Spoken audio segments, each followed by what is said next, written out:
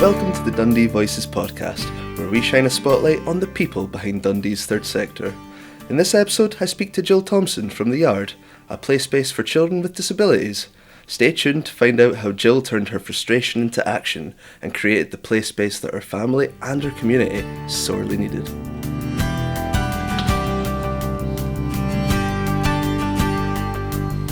Hi there, Gill. Hi Ben, welcome to The Yard, Dundee. Thanks so much for having me. No, thank you so much for coming. So tell me a little about The Yard. So we have been in Dundee for 10 years. We work with children and young people with additional support needs from the age of 0 to 25, but have been going for almost 40 years based in Edinburgh. Fantastic. So, welcome to the space. Thank you, yeah, let's have a look around. So as you see, Ben, the entrance that you came in, the reason we've created an entrance at this side and an exit at this side is because transition is a huge barrier to some of our children. So we just didn't want that bit of a traffic jam where children were struggling to come in, but maybe a child was struggling to go out, or young person. So really important, our wish list on the building design was that we had an entrance, but we also had an exit. So I can show you the exit, which easily goes on to the next thing, which is transition, like I said. So we have a transition room where if it's just a little bit too much for the young person or the child, then we have a little quiet space here where they can come in, just settle, read a wee book, have a little snack, just away from the hustle and bustle. And when they're ready, they can come back in to play, or if it's just been a bit too much, then they can just leave out the exit and it's a nice quiet space. Again, we will support the parents to go outside if they need to. So that is our little transition room.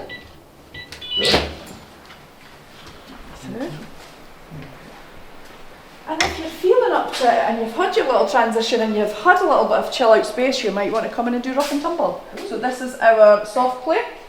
Again, it changes up all the time. The children move all the bits about, absolutely. Shoes off, shoes on, it doesn't matter. They come in here, they do a bit of rough and tumble, they'll create big towers. It's basically child-led. This is where they come with their friends and they just have a great time.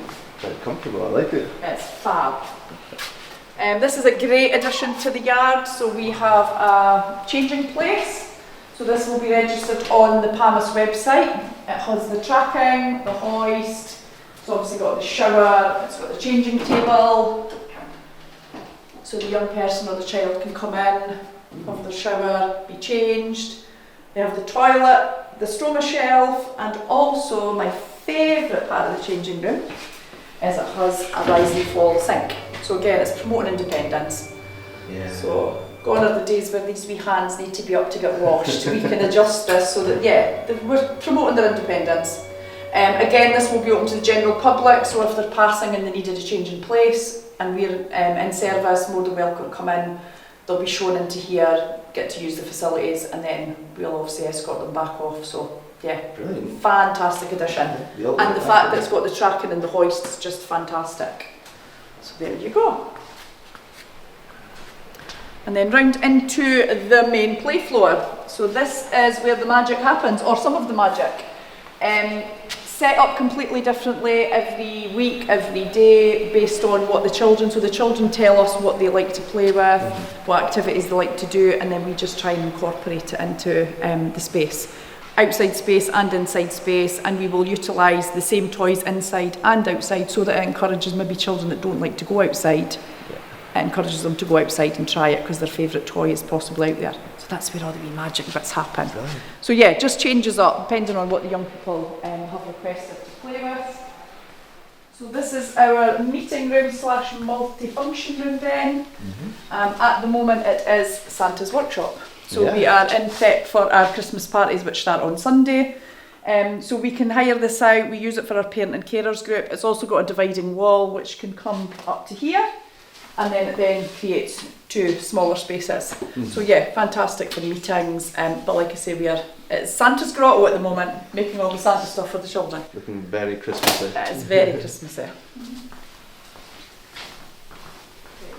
We have various toilets throughout the site. So obviously the changing place, we have a fully disabled access toilet here.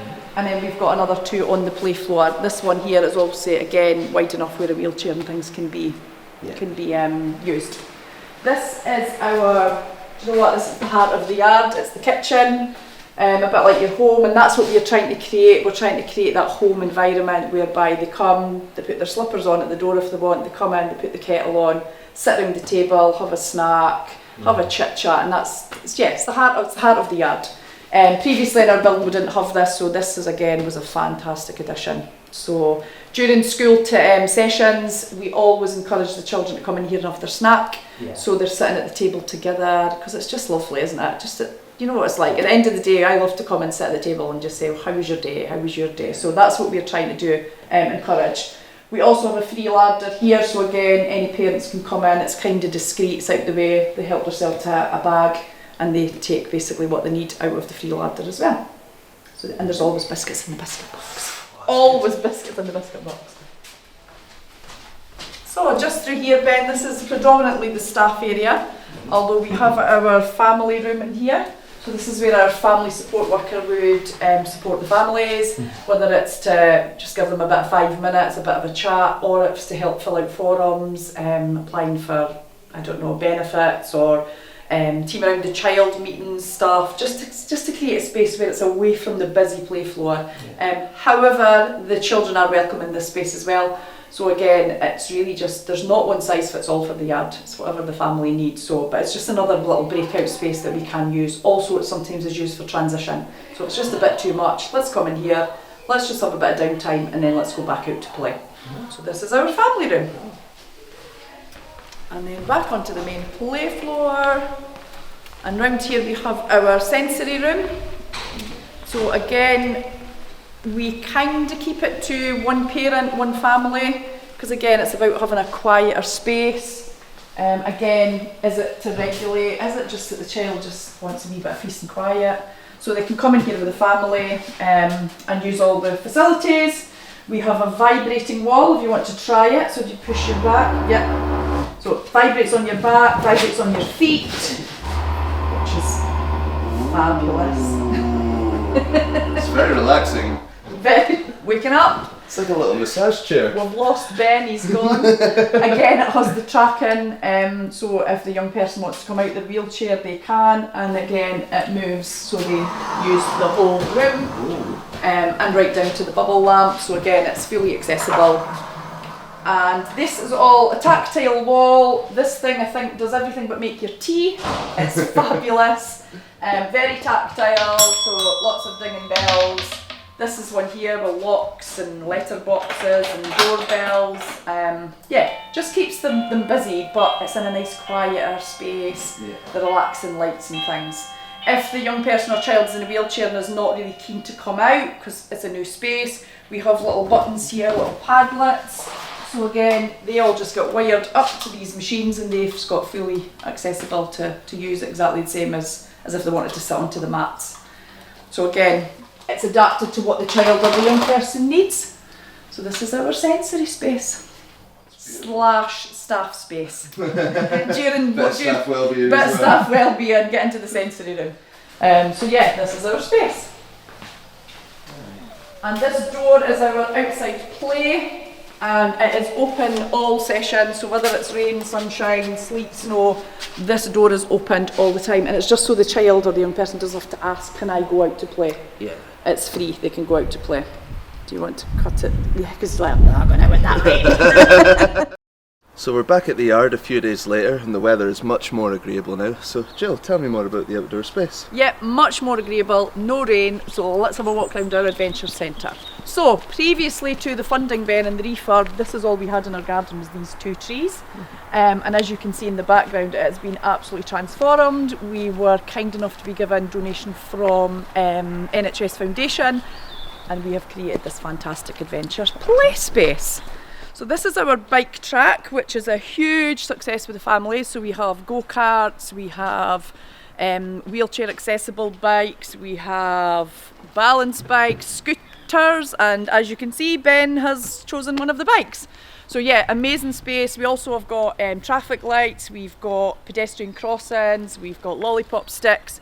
So there's a bit of a theme about road safety, about being out and keeping yourself safe, but also it's all geared around fun. Was that fun? That was fantastic, loved it. Win-win. So we will go out of the bike track, and over into our jungle house. So this previously, Ben, was our sensory room. Before the refurb in the building, we didn't have a sensory space, so this was our sensory room. But now it is just a multifunction room. So at the moment you are in Santa's Grotto. So Santa's Grotto for the weekend, but we can change it. It's previously been a potting shed, it's been a music room, it's been a cafe, it's been a library, just really whatever the children and the families look for. We get feedback from them and then we do the magic in the background and transform them. So I think previously when you were here it was a music room, boom, we're now in Santa's Grotto.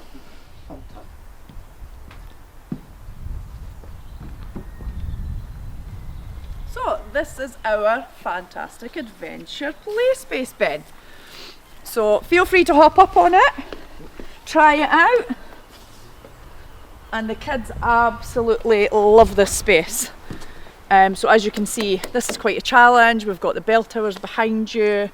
We've got the fantastic sand and water play, which was a huge request from the kids. They love the sand and the water, just making all their mud pies and all the tactile sensory that they get from that.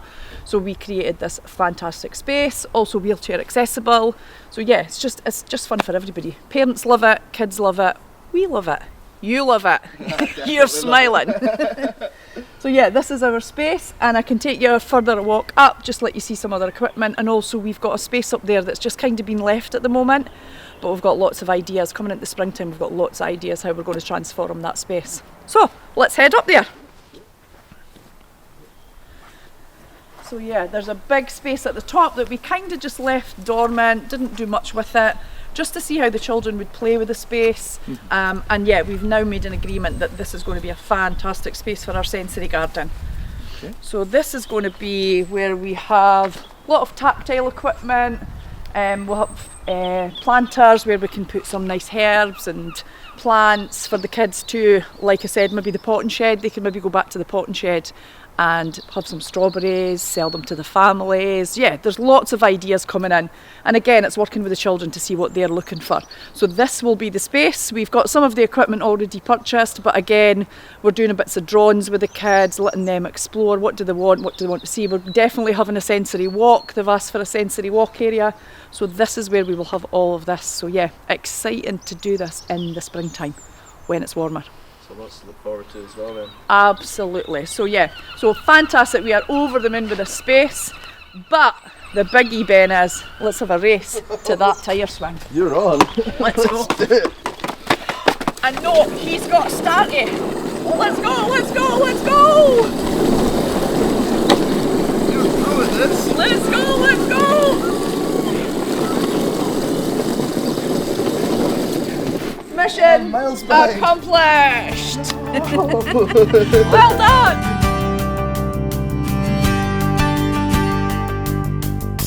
Hi there, Joe. Welcome to the podcast. How are you doing today? I'm doing very well. Thank you for inviting me. Oh, it's great to have you on. It's such a fantastic play space that you're running at the Yard, and I'm just curious, how did you first become aware of the need for an inclusive play space in Dundee? So was kind of naive to anything that was out there because I didn't need it, didn't go looking for it until my oldest son had complex needs and was at nursery, and then as he got a wee bit older, just going into primary school, I wanted him to be part of a club, gymnastics, swimming, karate. Wasn't until I started going looking for it that I found that it actually wasn't there. So yeah, what do I do next? What do I do? So decided that myself and my friend who had a daughter with additional support needs, we thought, how hard can it be? We'll just ask other families, what do they do? Where does their children go? What do they do at the weekend? What do they do during the summer holidays?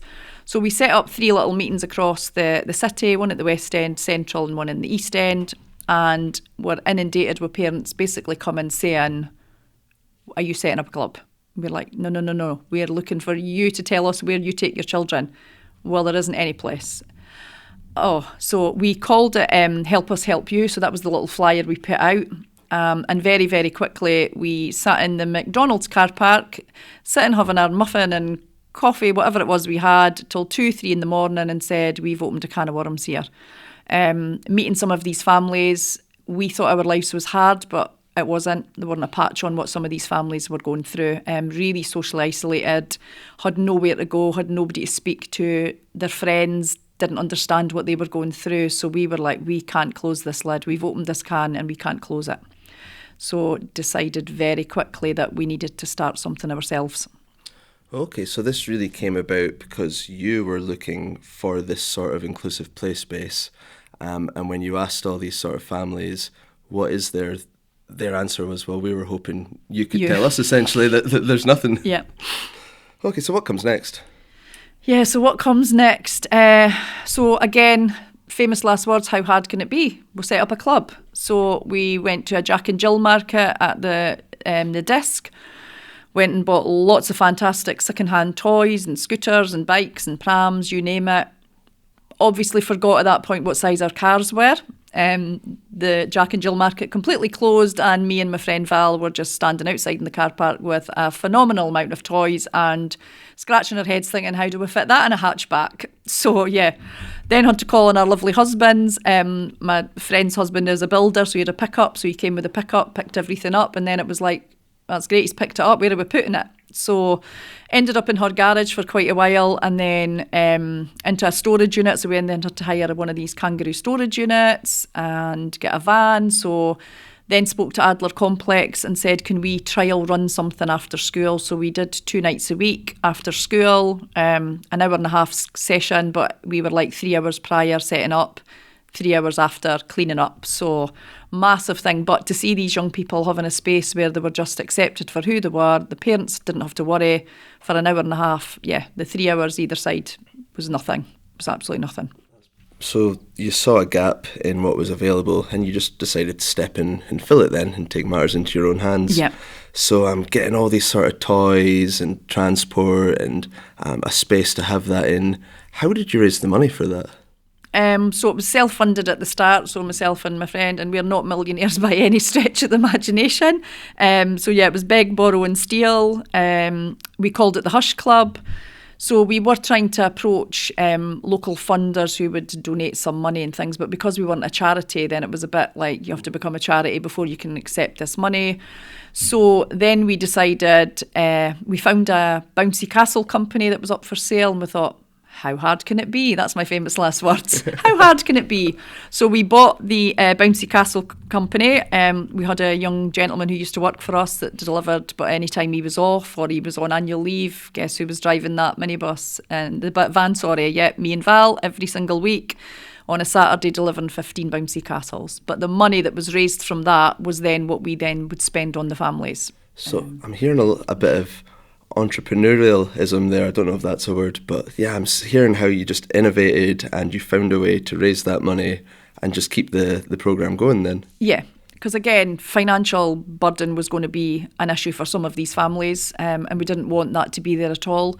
And again, we were not millionaires, so our funds were quite limited as well. So therefore we decided, to do this. So any funds that was raised. So we then become a charity. So again, part of the DVA at that time, DVVA now, but we sat here on numerous occasions, scratched our head talking about SKIOs and aims and objectives, had no clue what any of that was, but knew we had to get over that hurdle because if we didn't, we wouldn't become a charity and then we wouldn't be able to get funds to then support these families. So yeah, it was very, very quickly that our children were the start of it, but there were so many other families out there that were going to benefit. It wasn't about Liam and Casey at that time. Within a matter of months, it was very much about the families. It wasn't about our family, although ours were involved, but it was, So not just for you and your family, but for the wider community as well. Yeah, absolutely. And how long did Hush Club go on for? So we think we started the ball rolling in 2011, 2012, and then we become a charity. And then we folded it in about 2015, I think, when I obviously discovered the yard. Yeah, so let's get a bit more into the yard then. So how did the yard start and why did you sort of take it from Hush Club to this new thing? So my son used to go to any place at birthdays or Christmas or holidays. We would say, what do you want to do? And he used to say, my yard, go to my yard. So we would travel all the way from Dundee through to Edinburgh, give him his play session, which went really well, and he was excited to go, but it was the journey back that was an hour and a half to 2 hours that he was tired, and he knew he was going home, he wasn't going to play anymore. So that was, and we tried all shapes. We went in the car, we went on the train, we went on the bus, and every single one of them, the return journey was not pleasant for anybody involved. So, but it gave him an hour and a half to 2 hours of play, that a place where people just accepted Liam for who he was, with his quirks, accepted us as parents for who we were. So we just fitted in, we slotted in there. So the journey there and back was worth it, just for him to be accepted. So we eventually seen a tiny little article in the paper that said the Yard were looking to expand into Fife. So Dundee mum with bone, how dare you go to Fife? What about Dundee? So I contacted the CEO Celine and said, have you heard about us in Dundee, the Hush Club? And hadn't heard of us, didn't think there was a need in Dundee, or certainly when they had done their mapping, it hadn't come up as one of the areas that was significantly needing support. So Celine asked us to go through, can you bring some of your families through? She did say some, well, define some, so I took a double-decker bus through. So I hired a double-decker bus, we went all the way through, and I don't know if anybody out there knows of the Yard in Edinburgh, but it is the most narrowest of lanes, Strawberry Bank in Dundee, it's not far shy of that. And how many families roughly did you fit on the double-decker bus? So I think there was 70 people on the bus in total, Wow. So it was an amazing day. Wish I'd met the bus driver now, because I probably didn't shake his hand and thank him enough, because you could imagine all that noise on that bus all the way to Edinburgh, but he did it. And then we drove up this tiny wee narrow street, and the parents were thinking, this can't be the place. And then we got to the end and we see the Yard signage, and here it was. And the bus driver's comment was, how do I get back down? And I'm like, reverse. So he had to reverse a double-decker bus down this narrow street. But the families all went in there. They just felt accepted right away. While they were all having their play session, myself and Val had a meeting with Celine, basically told her our story from the start. This is what we're doing. We had about 120 families that were engaging with us in and out, and all we had was like a Facebook page. We would take them to the cinema, so we would hire out a cinema at the Odeon and say, can we hire out the whole screen, because they're not going to sit still, they're not going to want the lights down, they're not going to want it up too loud, they want to bring their own food. So that started, and then I think the Odeon after that got in touch with National Autistic Society, and that's how the autism friendly and things began to start. So so it's been a great experience. But after leaving the Yard, we spoke to all the parents, and they were like, we need that in Dundee. We need it. There's just nothing else like it. It's so unique. So here we are. So how hard can it be? That famous phrase again. From nothing to something. Quite impressive turnaround. So where's the Yard at now in Dundee? So we are up in the Mid-Craigie area. So after speaking to the CEO, spoke to the trustees, and they decided, we would try something in Dundee. We wanted to work alongside them, but because we were a tiny charity and they were quite a large charity at that point, one was fighting against one another. So we dissolved Hush Club, and then both of us started to work at the Yard. It was in an old community centre, Rainbow House. We've been there for 10 years.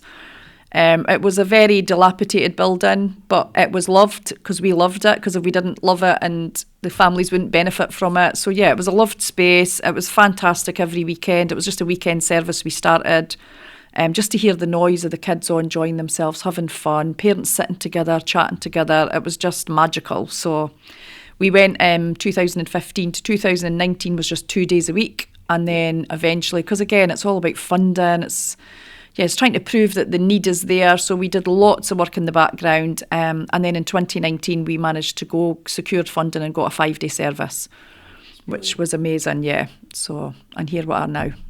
Here we are.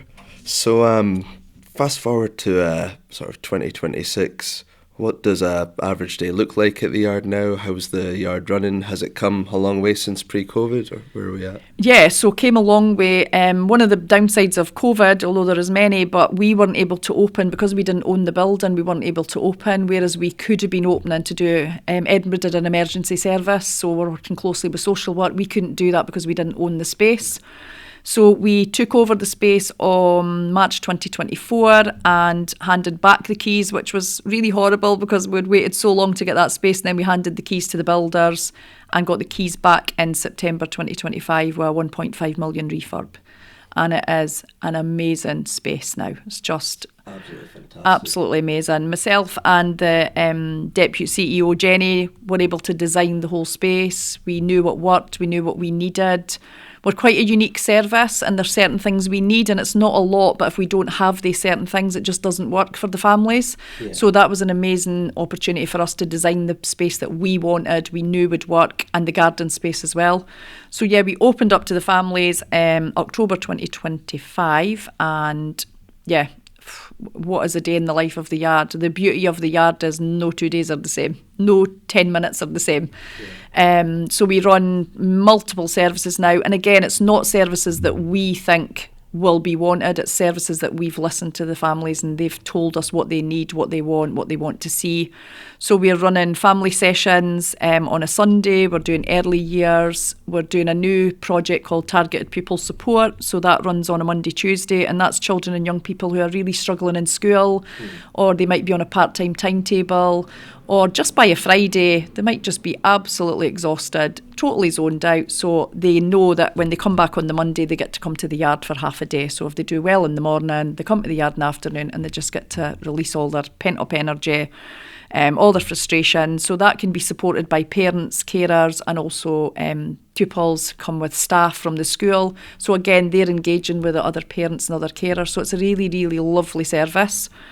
We also run transition projects, so we're working with Morgan Academy and Baldragon. So we work with these young people, P7s.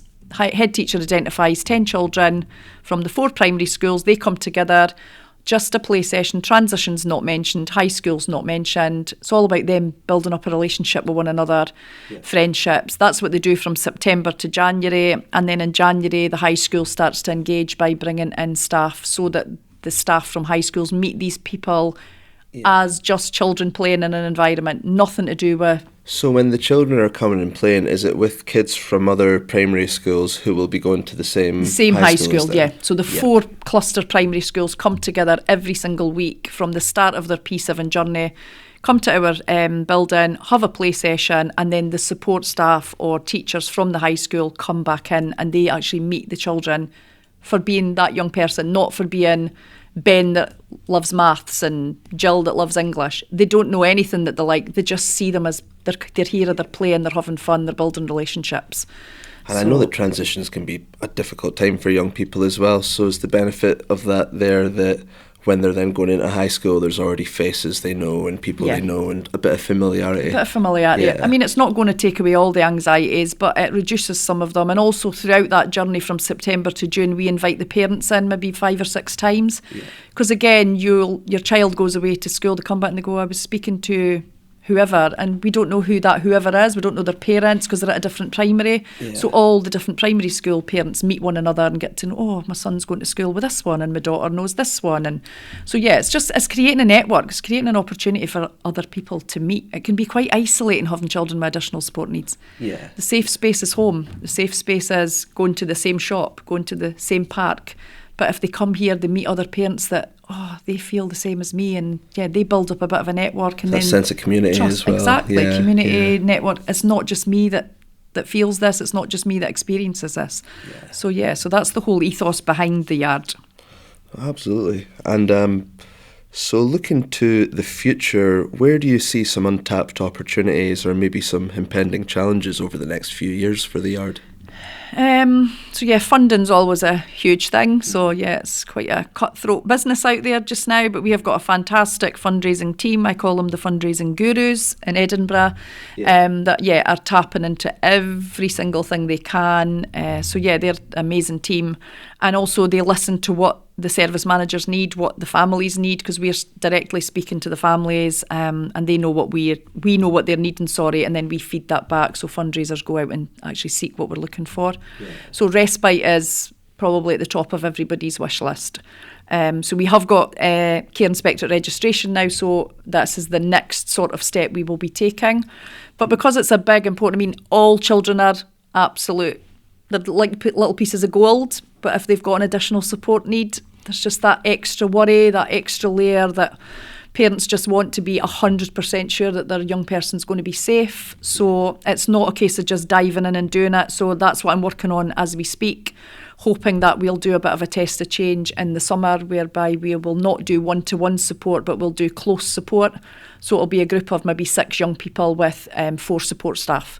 Okay. So there'll be 3 support staff and a team leader, and that will all be managed. So we'll build up relationships now or very, very soon with these parents to get a care plan in place, to see what do they like, what do they not like, what do they like to do, where do they like to go, who's significant in their life, because we're building up a big picture, because we're technically becoming one of their family and they're becoming one of ours. So. Yeah, and one of the themes I've noticed during this conversation is the way you work. It's not doing things to families, but it's with families and bringing them along with you as well. So even when you said you filled the double-decker to send all these families to Edinburgh to kind of be involved and have their say as well, it just feels like a really sort of co-produced service where it's in consultation with the families and they're kind of setting the agenda as well. Yeah, so even from the day when we decided to build or to refurb, the children were all involved, the families were all involved. So we had architects and things who were coming in and junk modelling with the kids. What would they like to see? Because as much as it's our space, because we work in it, it's not our space, it's the family's space. So it needs to be what they look for, what they want. Because it's all about what they want, not about what we're there to provide it. Absolutely, and I think that's really important as well. Thinking a bit more big picture, what are some of the changes that you'd like to see in how society supports mental health and well-being? Oh, where do you start? There's so much to go for. So we do an interactive training, so we're delivering to about 300 people across the year, and these are support staff in schools, nursery staff, sports, so active schools in Dundee have been really, really keen. We are now hoping to do head teachers, so we'll be bringing head teachers in, and we deliver an interactive training session. And the minute these people come through the door, they are not practitioners, they're not teachers, they're actual children. Mm-hmm. So we've got 8 different stations that we set up across the yard, and probably the simplest way to put it is we push their buttons, Ben. We push their buttons, and it's not in a horrible way, it's just to allow people to sometimes, this may be how the young people you're working with feels. It may not be, but it might be. And when you say you push their buttons, is that like on a sensory level? Yeah. Things that'll get them a bit agitated or overstimulated? Yeah, really overstimulated. So there's a simple game of Snap that we put one person out the room, we don't tell them the rules, we bring them back in when the group's already playing. Yeah. And they've got to sit and figure out. So they sit nicely and play, and then they sit back, and then their arms get folded, and then their legs get crossed, and then their eyebrows join together, because you can see them. See them start to disengage from the game. Trying to understand what's the rules, and that's very much what these young people are doing all the time, because there's so many rules out there, there's so many different dynamics that they just, how do we fit in? And this is what we're finding all the time. So we then do this to the adults to say, this is how these young people may feel. And then how can we as practitioners support that? Because it's about thinking outside the box. I like that a lot, just the whole analogy with playing a game that you're not clear on what the rules are. Like, speaking as an autistic person, there is this sense or this experience where you often feel like there are rules or norms that people are following, and you've not got the same rule sheet that they've got, and you're trying to figure it out. So I think anything that can sort of raise that awareness of how neurodiverse children are feeling, like that's a really powerful thing. Yeah. I really like that. And some children and young people can express that, and that's where we've picked a lot of this up, and also the experience with my own son, with both sons. But it might be how they feel, it might not be how they feel, but just making someone feel awkward, because that's a word we use all the time. The young people say, I just feel awkward. I don't want to sit there because I feel awkward. So we're making these people who are working with these young people feel that awkward feeling, and they don't like it. And then after we've sort of had a chat with them, and they sit and they go, do you know what, you're right, we do need to think. Gone are the days where you sit at a desk in a school with a pencil, a ruler, a rubber and a protractor. The days are gone. Yeah. But some people still think this is the way it is. So the whole system, I think, needs to be changed. And it's not that we've got all the answers, but definitely 100% every single day in my working life, I have to think outside the box. Yeah. Every day. Because if I don't, I'm not paying dividend to these young people, because the norm, the routine, you need to play with a toy this way. Who says? who said you need to play with it that way? As long as you're playing with the toy and you're having fun, does it matter? Yeah, so, if you're enjoying yourself, that's the main thing, isn't it? Yeah, so we have constantly got to think outside the box, and that's all we're asking from people that are working with young people across the city, wherever. Just think out, take 30 seconds and step back and think, what I'm doing is not working, so rather than continuously do it and hope that they change, I keep saying that to numerous people, stop trying to change people with autism or ADHD, you're never going to change them. Yeah. You're fighting a losing battle. You need to adapt the way you deal with them in order to get the benefit from the best out of them, and also they get the best out of you. So, because if you're doing the same thing over and over and getting the same result, then nothing's going to Nothing's change. Going You to need change. a different approach. Exactly, and it's not about winning and losing these battles. It's about making sure everybody comes to the table in whatever format they come into the table, and they leave the table happy. Yeah. So it's very much we need to adapt, and as practitioners at the yard, that's the beauty of the workers at the yard. We are so adaptable. And it sounds like adaptability is a key thing here, but also awareness that we're not all wired the same way and that people are different, we experience things differently and we need different approaches. Yeah. So it sounds like you're really trying to meet people where they're at and just open people's minds as well and how they're dealing with children. Exactly, that's what it's about. Imagine having 100 of me. Now, A, my husband wouldn't like that, but B, a lot would get done. A lot would get done, but it would be so boring. So yeah, don't try and change people to fit into. And the other saying I say all the time is the square peg in the circular hole. So children with additional support needs are constantly rammed into that. So if they come as a square peg, we hope that we create a square hole. And if they come as a circular peg, we hope that we're creating a circular hole. And that's the way we deal with everything every day. Yeah, it's not about them fitting into us. It's about us tapping into their world and what do they need and how do they see the world, not how we see it, because everybody sees it differently. Everybody needs something different. So it brings to mind a quote I heard a while back. If you judge a fish on its ability to climb a tree, it'll spend its life thinking it's stupid. That's it. But yeah, it's just square holes and circle holes, square I suppose. Holes, exactly. So so we are the square hole and the circular hole, whatever we need to be. You've got the full array. We've got the full array of shapes, So what's one achievement that comes to mind that you're particularly proud of at the yard? Probably just bringing the yard, and this is probably the first or second time I've actually said it, but bringing the yard to Dundee. And people tell me this all the time. Do you realise what you've done? I'm not that sort of person. Mm-hmm. I didn't do it for the pat on the back and the stardom, and I did it because there was a need. My son was part of that, and then meeting all these families, and I feel privileged for meeting all these families. These families open up so much to us. We're just one big family. So that is a huge privilege. But yeah, bringing the yard to Dundee. I think that's a huge achievement as well. There's nothing I love more than seeing people who see a gap or a need in the community, and instead of complaining or saying someone should do something about that, they just step in and fill the gap themselves. So I think that's absolutely fantastic. Yeah. We'll close off our episode today with just a fun little question now. Okay. And today's fun question is, if you were an animal, which animal would you be? Are you asking me that? I'm asking you, yeah. I'm throwing it back to you then. What animal would you be and why? Well, the tables have turned. Absolutely. Well, you know what? I'm a wrestling fan, and I've refereed a few local wrestling shows recently. Wow. And I think I actually look quite good in black and white stripes, so I'm going to say a zebra. Oh, fabulous. And for the only reason because you look good in black and white. It would just be a shame to waste that, I think. Absolutely. Absolutely. And you know what? It's quite nice that you've said that, because the world is not black and white, is it? No, it's a multitude of shades of grey. Absolutely. So that was good. What about yourself? I would 100%. Now, anybody that knows me will 100% agree, but I would be a butterfly. A butterfly? And it is not because I am delicate. It's not because I am beautiful. It's because I'm quite nosy. Quite nosy? So you know these big meetings that go on, or courtrooms, or behind the scenes things that nobody gets to. See, if you're a fly on the wall, flies are quite irritating and quite dirty. So the likelihood is somebody's going to roll a paper up and squash you.